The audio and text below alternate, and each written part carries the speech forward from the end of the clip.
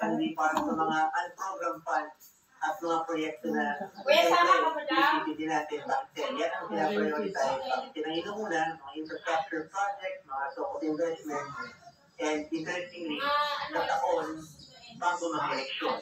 At mag-iisip talaga tayo, yung pera sa PhilHealth, dinadala sa mga unprogrammed funds sa taon bago mag-eleksyon para pondohan ng mga proyekto.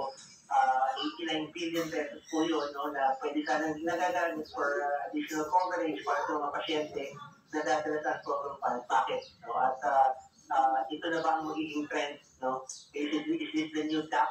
Parang gano'n ba? Yun ba ang mangyayari at abuso na naman po sa pondo publiko? Hindi po kami talaga tumatangayin dyan. Okay, sige. So, isa ito sa mga issue na mapapakinggan natin sa Lunes. Birthday nila. Happy birthday. Day, Mami. Happy birthday, Mami.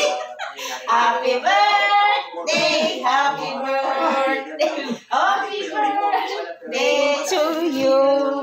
Happy birthday, Mami. Happy birthday. Blow the candle, Mami. Wow, thank you.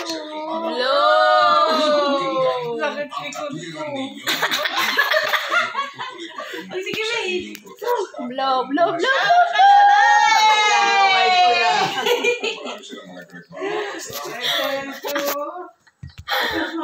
Gumastos kayo? Ayan. Hawakan mo.